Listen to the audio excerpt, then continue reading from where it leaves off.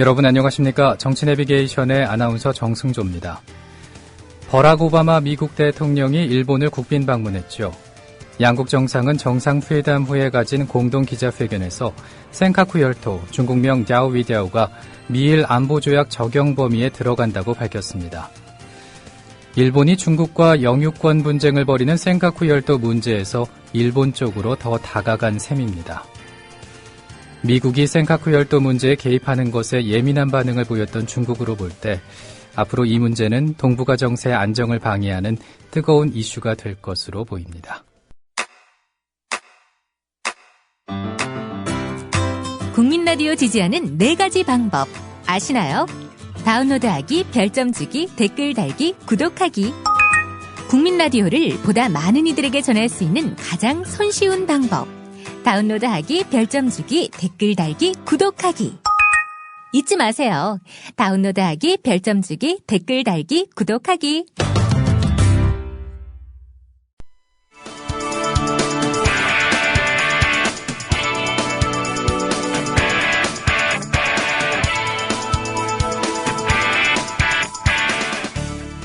현장성과 깊이가 다른 정치 해설. 지금 여러분께서는 정치 내비게이션을 듣고 계십니다. 진행의 정승조 아나운서입니다. 계속해서 정가레이더 시간입니다. 오늘은 이강윤 정치평론가 전화 연결되어 있습니다. 안녕하십니까? 안녕하세요. 네. 세월호 참사의 책임을 박근혜 대통령이 져야 한다면서 그 대통령 하야를 청원하는 100만 서명 운동이 진행 중이라고요? 네네. 정치권에서도 박근혜 대통령 자신이 책임을 비켜가면서 밑에 공무원들만 질타하는 것은 논리적으로도 문제고 실질적으로도 문제다. 이런 비판이 강하게 반대 비판이 제기됐지 않습니까? 네. 지난 23일, 그러니까 이틀 전에 시작된 건요. 포털 사이트 다음에 아고라에 박근혜 대통령 하야를 청원합니다. 라는 제목의 서명 청원 글이 올라왔고요. 예. 현재 5만 명 넘게 서명에 동참했습니다. 맑은 바다라는 대화명을 쓰는 네티즌은 이번 세월호 침몰 사건은 국가의 총체적 부실을 그대로 드러냈다. 행정부 수반이자 국가 원수인 박 대통령은 책임을 통감하고 스스로 물러나기 바란다. 그래서 자신의 글에서 이렇게 밝혔고요. 많은 지지 댓글과 함께 서명 동참 행렬이 이어지고 있습니다. 예. 그 해경에 대한 반감이 큰데 그 합수부 수사 주체로 이제 참여 중입니다. 이번 사태 그렇죠. 와중에 그 해경의 가장 큰 문제는 뭐라고 보십니까? 일단 첫 출동 과정에서 그 단원고 남학생으로 추정되는 어떤 학생과의 통화로 지금 이게 가장 먼저 일단 알려진 것으로 현재까지 수사 결과는 확인되고 있지 않습니까? 그게 예. 사고 당일 아침 8시 52분이고요. 이 학생의 신고 전화를 받은 전남 소방방재센터, 즉 우리가 흔히 말하는 119라고 하는 곳에서는 바로 이게 지금 해상에서 일어난 사고이고 이 전화를 건 사람이 배에 타고 있는 승객인 게 확인이 되자마자 목포 해경하고 연결을 해줬단 말이죠. 그랬을 때 이 학생한테 경도가 몇 도니 위도가 몇 도니 이런 걸 밝히라는 정말 어처구니 없는 한심한 질문을 하느라고 몇 분을 허비하고 그랬죠. 8시 58분에 경비정을 출동을 시킵니다. 일단 해경이. 8시 52분에 전화를 받고요. 그러니까 6분 동안 그 배 이름이 뭐니 어디 있니 이런 걸 말하다가 실은 자기들이 그거 알려고만 하면 불과 몇십 초 안에 알 수 있는 내용이었거든요. 그리고 한번 얘기해서 모른다고 하면 다른 조치를 취해야 되는 거 아닙니까? 그렇습니다. 네. 그리고 모른다는 것 자체가 승객한테 위도가 몇 돈이라고 묻는 것은 우리가 중국 음식점에 가서 무슨 조미료를 몇 % 넣느냐 그런 거하고 똑같은 거죠. 비율을 굳이 하자면요. 그 다음 문제는 출동해서가 더 큰 문제입니다. 지금 그동안 너무 경황이 없는 과정에서 이 부분에 대해서 잘 지적이 없었습니다만 최근 어제부터 급격하게 지금 각종 사이트에서 여론을 형성하고 있는 게 기울어진 배에서 구명정에 탈출 승객들이 옮겨 타고 있는 사진이 한 장 있는데 거기 보면 창문에 그러니까 배의 선실의 창문의 안쪽에 아직 탈출하지 못하고 있는 승객들이죠. 예. 학생도 있고 일반인도 있을 텐데 구명조끼를 입고 있으니까 구명조끼는 왜 색깔이 좀 진한 주황색 아니겠습니까? 멀리 찍힌 사진에서도 창문에 어른거리는 그 구명조끼 색깔도 이렇게 보인단 말이죠. 즉 선실 창에 기대어 서서 탈출을 호소했거나 근데 지금 그 유리창은 일반 유리창처럼 쉽게 깨지는 게 아니니까 그때 해경이 좀 더 적극적으로 그 유리창들만 깼어도 적어도 그쪽 면에 있는 사람들은 구해낼 수 있었는데 아직은 선수는 물론이고 선체도 일부가 수면 위로 공중에 떠 있는 상태였거든요. 물론 배는 기울긴 했겠지만. 예. 즉 경비정을 타고 해경이 사고 선박에 도착해서 일단 진입을 해야 되는 거죠. 근데 지금 오히려 이준석 선장 등 승무원들의 탈출을 방조한 혐의가 아주 농후하고요. 왜냐하면 조타실에서 나오는 사람들을 바로 태웠는데 일반 승객이 조타실에 들어가 있을 가능성은 거의 없다는 건 누구보다도 해경이 잘 아는 것 아니겠습니까? 예. 그런데 그 사람들이 선원인지 승객인지 모르고 태웠다는 것은 거짓말에 가까운 아주 옹색한 변명이고요. 이 부분은 수사가 이루어져야 하는데 과연 검경합동본부의 경이 지금 해경인데 자기가 자신을 더군다나 가장 치명적인 부분을 제대로 수사하겠느냐 이런 문제에서 일단 선장 탈출 방조가 있고 예. 관제에 소홀한 측면이 또 하나 있습니다. 이른바 우리가 일반인들 이번에 처음으로 알게 되신 분이 많을 텐데 진도 VTS와 세월호 통화 내역을 보면 제주하고 통화하다 뒤늦게 알긴 했지만 배에서 관제구역인 진도 VTS에 신고를 하지 않으면 그쪽에서 배에다가도 연락을 해야 할 의무가 동시에 있는 거거든요. 그 의무는 배한테 먼저 있긴 하지만 예. 그랬는데 오고도 알고도 전혀 방치를 했다는 것과 이 배가 갑자기 거기를 들어가는 게 아니고 정기 연안 여객선이기 때문에 무슨 요일날 몇 시경에는 어디쯤 지난다는 건 이미 알고 있는 거죠. 그런데도 세월호로부터 신고가 없었다면 자기들이 지금 먼저 전화해서 진입 신고를 하라거나 배에 무슨 이상 여부 같은 걸 물어야 되는 전에 아니었다는 것. 그다음에 적극적 구조 의지가 과연 있었느냐. 물론 이것은 결과를 가지고만 말하는 건 아닙니다만 지금 이제 열흘째를 맞고 있는데 생존 구출자는 한 명도 없는 것 아니겠습니까? 예. 그런 점은 당연히 해경은 해양에서 일어난 모든 것을 유일하게 관할하는 국가기관이니까요.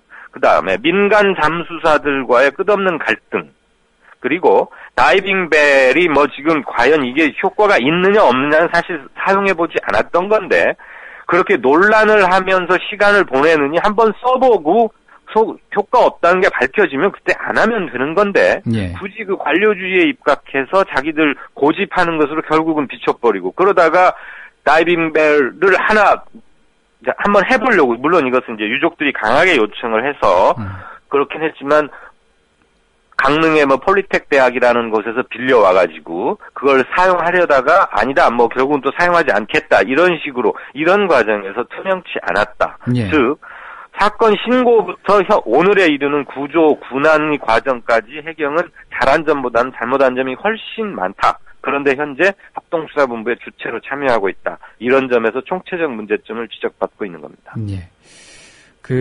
청해진 해운의 실소유자, 앞서 네. 뉴스 브리핑에서도 전해드렸는데, 유병헌 전 회장이 정치권에 로비를 했다라는 증언이 나왔네요.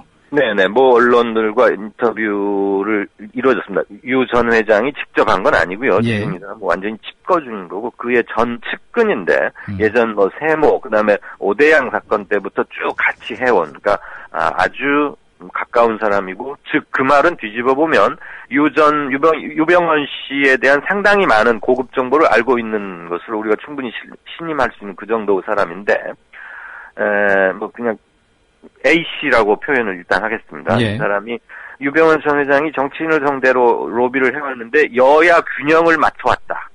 즉 집권당에게만 이렇게 잘 보이게 아니고 정치판이라는 게 항상 힘이라는 거 왔다 갔다 하는 거고 그러니까 굉장히 지능적이라고 할 수 있겠죠. 로비를 하더라도 여야 균형을 맞춰서 금품 로비를 쭉 해왔는데 회사 돈을 이제 부정하게 조성을 해서 현금으로 조성해서 사과 박스 2개 가득 채워가지고 자기가 지금 인터뷰한 A씨가 유병헌 씨에게 직접 전달하기도 했다. 그리고 유병헌 씨의 돈심부름하는 이제 부하 직원하고 유력 정치인의 보좌관이나 비서쯤 되겠죠. 그 수하의 사람들이 직접 만나서 돈을 주고받는 것을 자기가 여러 차례 목격을 했고 두선도 했다.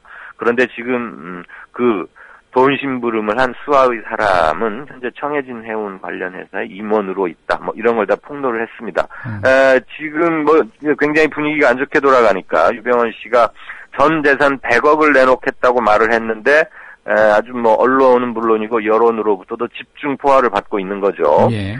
미국과 유럽 등에 있는 부동산 등 자산만 해도 지금 3천억 원이 넘는다는 국세청이나 정부 당국의 그런 자산 평가는 일단 보수적으로 하게 마련 아닙니까? 네. 그것만 해도 3천억이 넘는다고 그러고 조성 과정과 뭐 탈세 혐의 이런 걸로 지금 내사를 받고 있는 사람이 겨우 100억을 내놓고 뭘 하겠다는 거냐? 그래서 오히려 십자포화를 맞고 있는데 유병헌 씨는 그 100억 희사 계획도 뒤집어 보면 역시 영악한 상인의 감각이 드러난다는 게 아직 자기가 소환도 되기 전에 미리 이런 걸 한번 흘려보는 그런 거죠. 네. 뭐 흔히들 늘 있어온 전례는 아니라고 보여집니다. 네. 그리고 이 세월호 침몰 사고 현장에 투입을 놓고 정부기관과 민간 잠수부가 갈등을 빚었었던 그 다이빙벨 논란 있지 않습니까? 네. 예, 핵심과 전말은 뭡니까? 쉽게 간단히 말씀드리자면 이미들 많이들 보셨으니까 JTBC 9시 뉴스에 나와서 길게 인터뷰를 하는 과정에서 실종자 가족들이나 일반 시청자들도 지금 하고 있는 그 잠수부들이 전통적으로 하고 있는 방식의 군한 방식이 아닌 뭔가 이렇게 거대한 종처럼 생겼단 말이죠. 예. 그래서 제가 전화로 설명드리긴 좀 애매한데 공기 주입이 다른 방식보다 원활하고 하니까 수중에 오래 머물 수 있다. 그러면서 이제 다이빙배로 좋은 점을 아무래도 이종인 알파잠수 대표는 설명을 했던 거고요. 그것은 상당한 희망을 갖게 했죠. 사실 그때는 이제 거의 모든 희망이 구출에 대한 희망이 꺼져가는 순간이기 때문에 저런 걸 한번 써보면 어떨까 하는 생각이 많이 들었고 당연히 유가족 실종자 가족에서도 이걸 강력히 요청을 했습니다. 그런데 해경은 처음부터 다이빙벨에 대해서 별 기대를 하지 않거나 인정을 하지 않고 있었죠. 그렇지만 끝까지 무시해버릴 경우에 한 명도 구출해내지 못한 책임을 자기들이 다 뒤집어 쓰고 반대 여론이 커질 것 같으니까 그냥 뭐 이렇게 미온적으로 있었습니다. 그러니까 JTBC 출연 이후에 이종인 알파잠수 대표가 다이빙벨을 가지고 현장에 갔습니다. 바지선에까지는 실었는데 해경이 뭐 공기 공급에 문제가 있다. 그다음에 유속이 너무 빨라서 다이빙벨이 안전성을 확보할 수 없다. 이 두 가지 이유를 들어서 실제 작업엔 투입을 하지 않았습니다. 그런데 문제는 해경이 수색 작업을 위해서 공급 계약을 맺은 해상 군안 전문 업체인 언딘 마린 인더스트리. 아침에 영어가 너무 길어서 죄송한데요. 회사 이름이 이렇습니다. 예. 그냥 언딘이라고 하죠. 이 언딘으로부터 다이빙벨을 뒤늦게 공급을 받았다는 겁니다. 그게 어제 지금 현장에 가 있는 MBC 해직 기자 출신의 그 고발 뉴스를 이끌고 있는 이상호 기자 팀이 이제 특종을 한 건데 예. 이종인 팀이 갖고 있는 다이빙벨과 매우 흡사한 그러나 규모는 좀 작은 강릉에 있는 폴리텍 대학에서 빌려온 거라는데 그럼 이종인 씨가 하고 있는 다이빙벨은 내치면서 그건 왜 빌려왔느냐 이런 얘기가 당연히 제기되지 않겠습니까? 그렇죠. 그러니까 해경에서는 뒤늦게 만약의 상황에 대비해서 강릉에서 하나 빌려와 본 것이고 이걸 실제 투입할 의사는 없었다. 이렇게 이제 또 궁색한 변명을 하면서 결국 아직 작업에 투입을 하지는 않았습니다. 어쨌거나 투입을 하면 또 한 번 비난을 받을 거고요. 그렇지 않겠습니까? 네. 원래 다이빙벨을 쭉 전통적으로 해오고 있던 알파잠수 대표 거는 안 하고 그거보다 좀 소형이고 뭔가 문제가 좀 성능이 떨어지는 것으로 추측되는 것은 투입한다면 또 한 번 비난이 생길 거고 계속 버티고 있으면 실종자 가족들로부터 또 한 번 강한 항의를 받을 수 있고 네. 그런 과정에서 그러니까 이 논란이 처음에 벌어졌을 때 해경이 처음에 자신들의 입장을 명확히 했으면 되는 겁니다. 이러이러한 이유로 이건 우리가 안 하겠다거나 또는 그럼 좋다 한번 해보되 효과가 없을 때는 자기들의 방식으로 다시 하겠다거나 이런 걸로 했으면 됐을 텐데 쓸데없는 논란을 키웠다는 게 문제의 핵심입니다. 네. 외주 업체라는 얘기로 의혹의 대상까지 됐던 것 같은데 그 언딘 마린을 둘러싼 논란은 어떻게 봐야 할까요? 일단은 이중계약의 문제가 제기된 것이 가장 최근의 소식인 것이죠. 그러니까 해경도 현재 언딘하고 군안 구조에 관해서 장비나 인력 공급을 계약을 맺은 상태인데 알고 보니까 사고가 나자마자 청해진 해운이 이 언딘하고도 또 군안 계약을 자체적으로 맺었다는 겁니다. 그런데 조금 더 그 속내를 들여다봤더니 선박회사의 경우에 즉 청해진 해운 같은 데죠. 자기 소속의 배가 사고를 내면 일단 구조 책임이 해경에게도 있지만 그 회사에게도 있는 거 아니겠습니까? 예. 왜냐하면 사망자 숫자 이런 것에 따라서 보험료 이런 게 다 달라지는 거니까. 언딘하고 계약을 맺었다는 거죠. 청해진하고. 그런데 그게 뭐 공개적으로 그런 걸 발표하거나 하진 않았기 때문에 언론에 뒤늦게 알려졌는데 조금 전에 말씀드린 다이빙배를 둘러싼 해경과 언딘과 그러면서 이제 다이빙배를 사용하지 않는 이유는 언딘 측에서 다이빙배를 신뢰하지 않기 때문에 해경도 다이빙배에 대해서 미온적인 거 아니냐 뭐 이런 추측이 이건 추측이었습니다. 결국 뒤늦게 보니까 추측이었는데 그런 추측이 오랫동안 해명되지 않았기 때문에 사람들은 거의 사실로 믿는 단계였죠.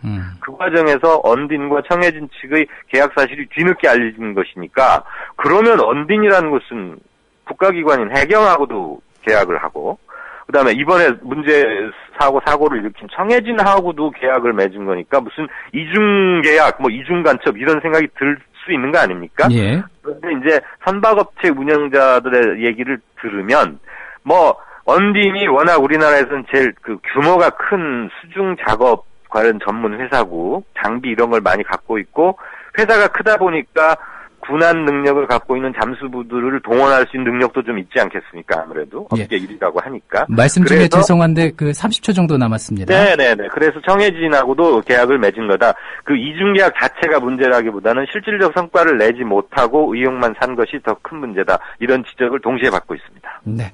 오늘 여기까지 듣겠습니다. 고맙습니다. 네, 고맙습니다. 지금까지 이강윤 정치평론가와 함께했습니다.